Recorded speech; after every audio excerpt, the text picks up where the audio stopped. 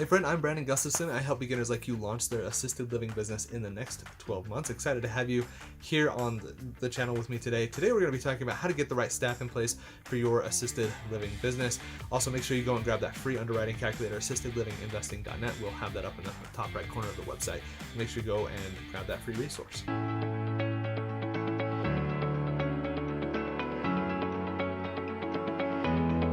Welcome back to Assisted Living Investing. Again, I am Brandon Gustafson. Excited to have you here with me on the channel today. We're going to be talking about how to get the right staff in place for your assisted living business so you can really hit the ground running.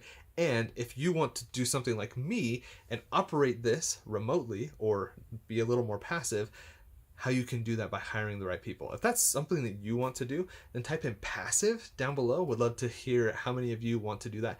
And those of you that want to be in it and actually working through this, type in active down below. So passive if you want to be passive like me, active if you want to be working in the business. I'm curious how many of you are out there in each of these buckets. I think it would be really interesting. So passive or active, type that in below. Which staff do you need for your assisted living business? Now, when it comes to residential assisted living business, it is a smaller scaled, a little bit tighter of an employment scale, staff scaled business. Number one is you need your administrator. You have to have the administrator. They have to be licensed. This could be you if you're one of those people that typed in active, or it could be somebody else if you're one of those people that type in passive down below. But what I want you to know is that you have to have the administrator in place. They have to be licensed. We have a video where we talk about the process of getting licensed and what that looks like. So we'll link that up above. But you have to have this person in place. It is absolutely crucial. They run the business. They do the day-to-day. They do incredible work. So those of you that are administrators watching this video, thank you so much. You don't get that enough. Thank you. You do incredible work and you are incredible people. And the things that you put up with are just beyond what most people can comprehend. So thank you. Thank you so much.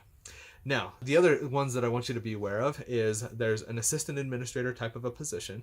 You do not have to have this, especially in a small residential facility, but it's something that is a good way for you to kind of build in ladders and ways for you to promote people from within.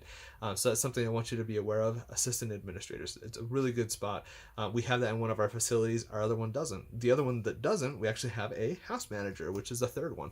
House manager is another of those things that's not required, but it does give people a way to step up and build some longevity with the company and show your appreciation for the work that they're doing. Your administrator can delegate things. They can kind of take care of some of the things like hiring new staff or having people report to them, the scheduling, buying groceries, some of those types of things. It's the assistant administrator and the house manager. Your administrator can delegate a lot of things off to those individuals to really help out with that. So that's the third one. Number 4 is going to be your med tech. So a med tech, or it could be something different in your state. In Colorado, we call them QMAPs. I've seen just all kinds of things, but basically they are certified to pass medications. They take a course, a short course, it's not a lot, not very expensive. We actually pay for our staff to do this. They get certified so they can pass medications, which means a nurse, the nurse at your facility, can delegate and say, yes, this person has taken the course, they are certified, they can go and they can pass medications to the residents underneath my license. That's basically what it is. They're crucial, especially if you're doing med management in your facility, and most assisted living facilities help out with med management. So you're going to want to have those med techs that are certified to pass medications. The 5th one is going to be caregivers, and this is what you probably think of when you are thinking of assisted living. Now, caregivers are not at a CNA level, actually. They're at a lower level. They provide care. They provide assistance to the residents. They meet the needs of the residents based on the care plan. They'll help out with things like toileting and dressing and some of those types of things. In assisted living, this is a misnomer, and a lot of people don't understand this. You are not providing skilled nursing care that goes into a nursing home. Nursing homes and assisted living are very different. If you would like to learn a little bit more about that, type in nursing home down below so I can create a video that is specific to that. But they are different types of homes. They serve different types of populations.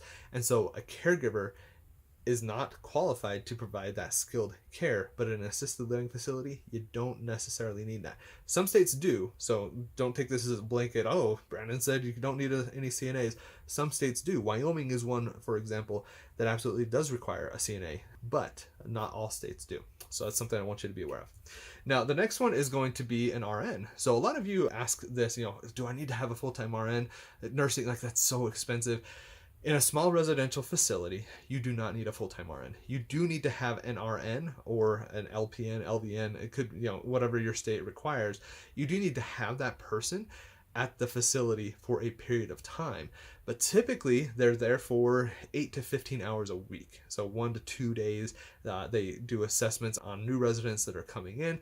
They update care plans. They make sure that all the medical records are correct and everything is in place. So you're going to need somebody, but they do not need to be a full-time position at your small residential facility. If you get something big box type of facility, it's a different story. You probably do want that. But in small residential facilities, like what you're watching this, if you're watching this channel, it's probably you don't need that person full-time. And the other one is going to be housekeeper.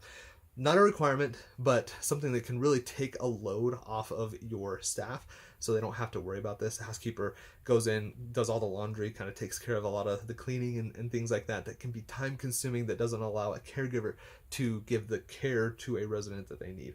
It's the same thing that goes with like a handyman, not required, but certainly something you could consider is hiring a handyman to just be on call or come into the facility once a week to just kind of make sure everything is up to date. So those are the types of positions that you could be looking at for your residential assisted living business. So next, where do you find these staff? Where do you go and find the different staff to help you with your business? For finding staff, good places to look are Indeed. Like, I would say the best spot is probably Indeed. Facebook is another good spot. You can get on the Facebook Marketplace. Facebook used to be really good. You can also do this in groups. I found that they tweaked things 3 or 4 years ago, probably like in 2021, and it used to be really good, really easy to navigate and things like that, and now it's not quite as easy. And then the third one would be LinkedIn. I would say LinkedIn is probably going to be more for your professionals though. That's why I find Indeed to be the best spot. You also have to realize this is a very high turnover position, so you will have people cycling through your facility on a regular basis. It's just something you have to get used to and understand that this is part of running this type of business. Now, let's talk about how do you hire staff? How do you hire the right staff for your assisted living business? Like the process that you go through. You need to have a job description. You need to kind of have that in place so you can really help people out and let them know what is entailed in the job to see if it's a good fit for them.